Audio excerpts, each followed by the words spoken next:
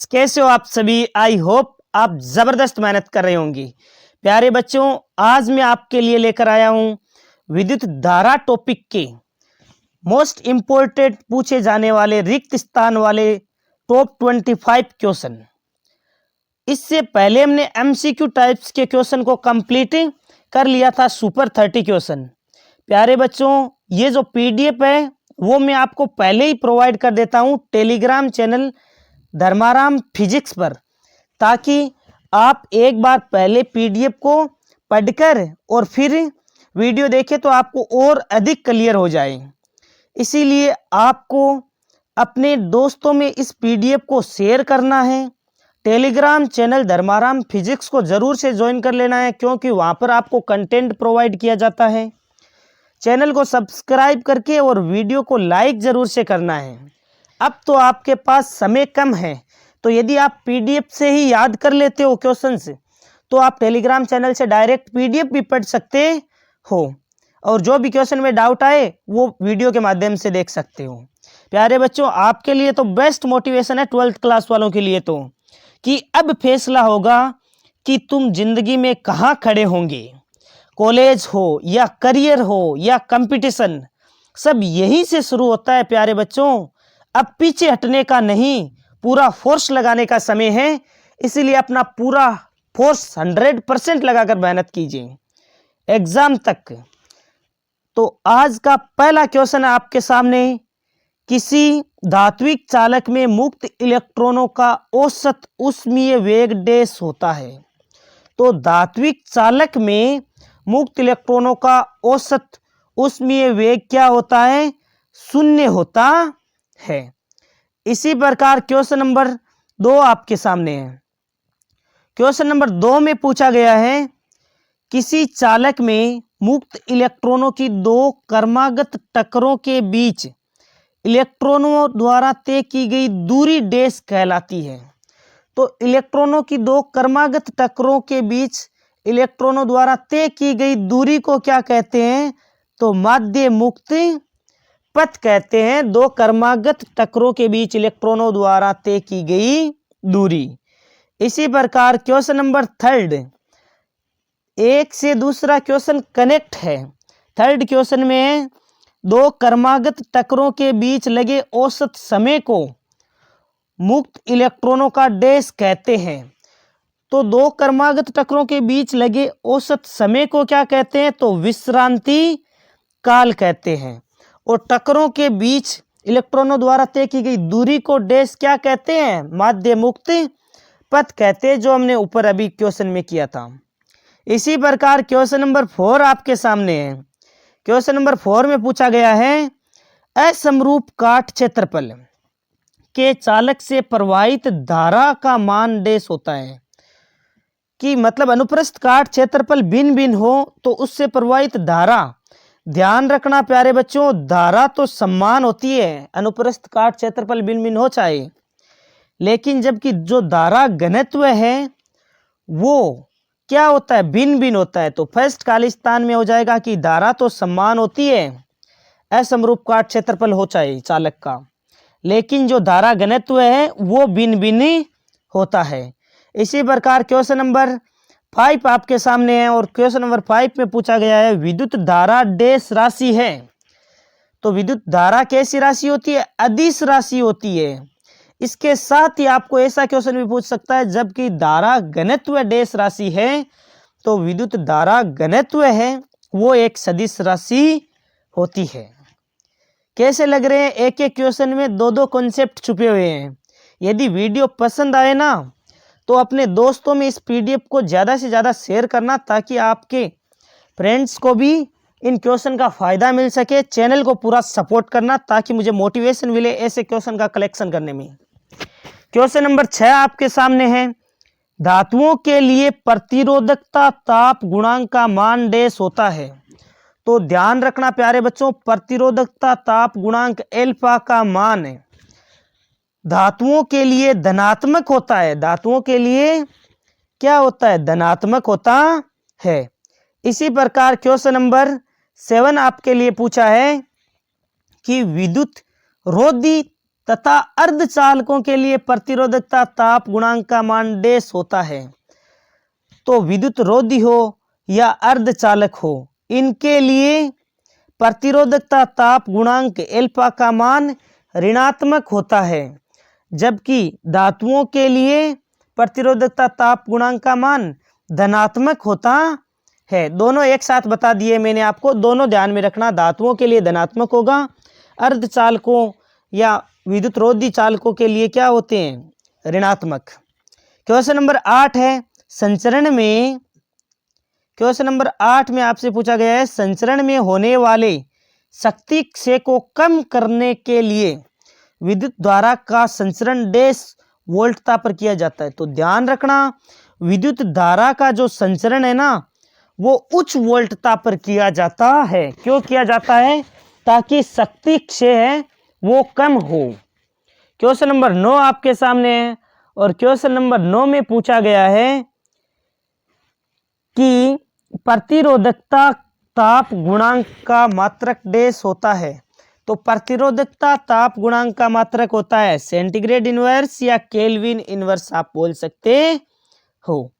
Question number 10, question number 10 में पूछा गया है किसी संधि पर मिलने वाली कुल धाराओं का बीजगणितीय योग डैश होता है। तो संधि पर मिलने वाली कुल धाराओं का बीजगणितीय योग शून्य होता है। ये हमने किरचॉफ का प्रथम नियम पढ़ा था ना, याद है क्या? सारे के सारे नियम याद कर लेना। क्वेश्चन नंबर 11 है सेल रासायनिक ऊर्जा को, क्वेश्चन नंबर 11 क्या है? सेल रासायनिक ऊर्जा को डैश ऊर्जा में रूपांतरित करते हैं। तो रासायनिक ऊर्जा को विद्युत ऊर्जा में सेल क्या करते हैं? रूपांतरित करते हैं। सेल रासायनिक ऊर्जा को विद्युत ऊर्जा में रूपांतरित करते हैं, याद रखना। प्यारे बच्चों, यदि कोई क्वेश्चन समझ में नहीं आए, डेरिवेशन में कैसी भी प्रॉब्लम हो तो मुझे कमेंट बॉक्स में लिख देना, क्योंकि मेरा टारगेट यही है कि आपको कम समय में ज़्यादा से ज़्यादा प्रैक्टिस कर दी जाए और ज़्यादा आपका टाइम वेस्ट न हो। अगला क्वेश्चन नंबर 12 है भौतिक राशि डैश का मात्रक ओम मीटर होता है। तो ध्यान रखना, सारे के सारे मात्रक मैंने एक ही वीडियो में भी क्लियर करवा रखे हैं। भौतिक राशि होती है प्रतिरोधकता या फिर विशिष्ट प्रतिरोध बोलते हैं जिसे, इसका मात्रक होता है ओम मीटर। क्वेश्चन नंबर 13 आपके सामने है। क्वेश्चन नंबर 13 में पूछा गया है किरचॉफ का प्रथम नियम डैश संरक्षण नियम पर आधारित है। तो किरचॉफ का प्रथम नियम आवेश संरक्षण पर आधारित है। VVI क्वेश्चन है, very very important question. Question number 14 आपके सामने है किरचॉफ का द्वितीय नियम, किरचॉफ का द्वितीय नियम डैश संरक्षण नियम पर आधारित है। तो किरचॉफ का द्वितीय नियम ऊर्जा संरक्षण नियम पर आधारित है। क्वेश्चन नंबर 15 आपके सामने, क्वेश्चन को सोल्व किया आगे बढ़ो, क्वेश्चन सोल्व किया तुरंत आगे बढ़ो। क्वेश्चन नंबर 15 में किसी चालक का ताप बढ़ाने पर उसकी चालकता, ध्यान रखना चालक है, चालक का ताप बढ़ाने पर उसका प्रतिरोधकता बढ़ती है, उसका प्रतिरोध भी बढ़ता है, लेकिन चालकता घटती है। चालकों का ताप बढ़ाने पर ध्यान रखना प्रतिरोधकता बढ़ती है लेकिन चालकता घटती है। इसी प्रकार अर्धचालकों का भी आपको ध्यान में रखना, ताप बढ़ाने पर प्रतिरोध बढ़ता नहीं है, घटता है। अर्धचालकों में उनमें चालकता बढ़ जाती है। क्वेश्चन नंबर 16 आपके सामने है। क्वेश्चन नंबर 16 में अति चालक पदार्थों का प्रतिरोध डैश होता है। तो अति चालक पदार्थों का प्रतिरोध होता है शून्य और चालकता होती है अनंत। क्वेश्चन नंबर 17 आपके सामने है। 17 क्वेश्चन में पूछा गया है किसी चालक का प्रतिरोध उसकी लंबाई डैश पर घटता है। तो लंबाई घटाने पर प्रतिरोध घटता है, लंबाई बढ़ाने पर प्रतिरोध बढ़ता है, लंबाई के सीधा समानुपाती होता है। इसी प्रकार ताप का मैंने आपको पढ़ाई दिया है, चालकों पर क्या प्रभाव पड़ता है और अर्धचालकों पर क्या प्रभाव पड़ता है, बिल्कुल भी भूलना नहीं है कि चालकों का ताप बढ़ाने पर प्रतिरोध बढ़ता है, प्रतिरोधकता भी बढ़ती है, चालकता घटती है। जबकि अर्धचालकों में ताप बढ़ाने पर प्रतिरोध घटता है। क्वेश्चन नंबर 18 में पूछा गया है, खुले विद्युत परिपथ में सेल का टर्मिनल विभवांतर सेल के डैश के बराबर होता है। तो हम जानते हैं विद्युत वाहक बल के लिए V बराबर E माइनस आई आर। आई क्या है? खुला परिपथ है तो धारा कितनी होगी? 0। आई के स्थान पर 0 रखो तो टर्मिनल विभवांतर किसके बराबर हो जाएगा? विद्युत वाहक बल के बराबर हो जाएगा। ऑप्शन जो खाली स्थान दे रखा है उसमें विद्युत वाहक बल आ जाएगा। क्वेश्चन नंबर 19 आपके सामने है और क्वेश्चन नंबर 19 में किसी चालक के अंदर इलेक्ट्रॉन विद्युत क्षेत्र की उपस्थिति में अपवाह वेग से गति करते हैं। यह हमने पढ़ा है कि चालक में इलेक्ट्रॉन है, विद्युत क्षेत्र की उपस्थिति में अपवाह वेग से गति करते। इन इलेक्ट्रॉनों का त्वरण देश होता है।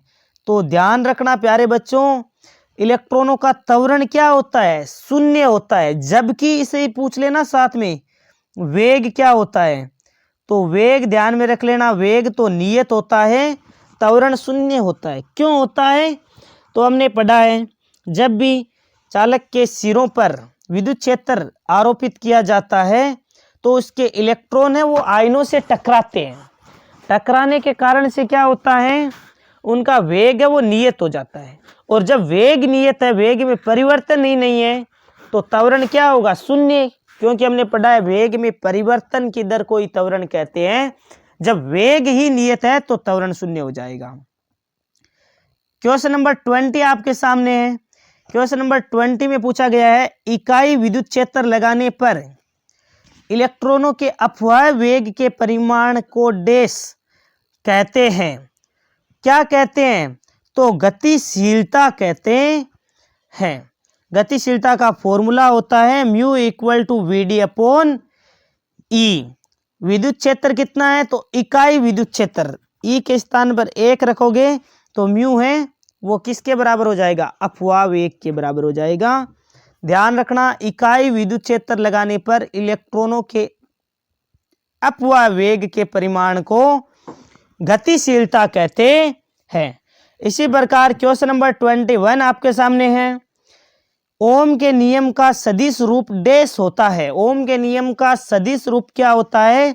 J vector is equal to sigma E vector. इसी प्रकार क्वेश्चन नंबर 22 आपके सामने है। यदि प्यारे बच्चों आपने यहां तक वीडियो को देखा तो मुझे कमेंट बॉक्स में जरूर से लिखकर बताएं कि हमें ऐसे क्वेश्चंस आपके तैयारी में हेल्प करते हैं। तो मैं ऐसे क्वेश्चन प्रोवाइड करूंगा, आप कमेंट बॉक्स में लिखा करो ताकि मेरे को पता चले कि स्टूडेंट्स कंप्लीट वीडियो को देख रहे हैं। क्वेश्चन नंबर 22 में पूछा गया है, किसी चालक के प्रति एकांक क्षेत्रफल से प्रवाहित धारा को डैश कहते हैं। तो एकांक क्षेत्रफल से प्रवाहित धारा को क्या कहते हैं? धारा घनत्व कहते हैं। क्वेश्चन नंबर 23 में पूछा गया है, मीटर सेतु डैश के सिद्धांत पर कार्य करता है। तो मीटर सेतु है वो व्हाइट स्टोन सेतु के सिद्धांत पर कार्य करता है। क्वेश्चन नंबर 24, विद्युत धारा का मान अनुप्रस्थ काट के बदलने से डैश रहता है। तो अनुप्रस्थ काट का क्षेत्रफल आप चाहे बदलो, अलग अलग क्षेत्रफल लिया, लेकिन धारा का मान अपरिवर्तित रहता है, धारा नियत रहती है। क्वेश्चन नंबर 25 और लास्ट क्वेश्चन आपके सामने, एक तार का प्रतिरोध R है। यदि उसकी लंबाई खींचकर पूर्व मान की 2 गुनी कर दी जाए तो प्रतिरोध का मान डैश होगा। तो यदि आप लंबाई को 2 गुना कर रहे हो तो जो नया प्रतिरोध है वो प्रारंभिक प्रतिरोध का डायरेक्ट फॉर्मूला ध्यान में रख लेना, n² गुना हो जाता है। आपने 2 गुना किया है तो 2 का स्क्वायर 4 गुना हो जाएगा। इसी प्रकार हमारे टॉप 25 क्वेश्चन है रिक्त स्थान वाले, वो कंप्लीट हुए।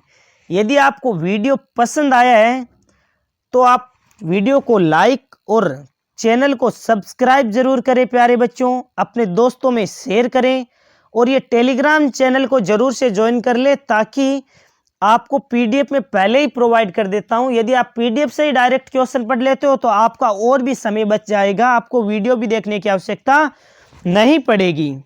इसीलिए टेलीग्राम चैनल को ज्वाइन कर लें। यदि कोई किसी भी क्वेश्चन में डेरिवेशन में डाउट होता है, उस डेरिवेशन का मुझे कमेंट बॉक्स में लिख दें ताकि मैं उसका वीडियो सॉल्यूशन अलग से प्रोवाइड कर दूं। Thank you very much. For a nice day to all of you. Thank you very बच्चों।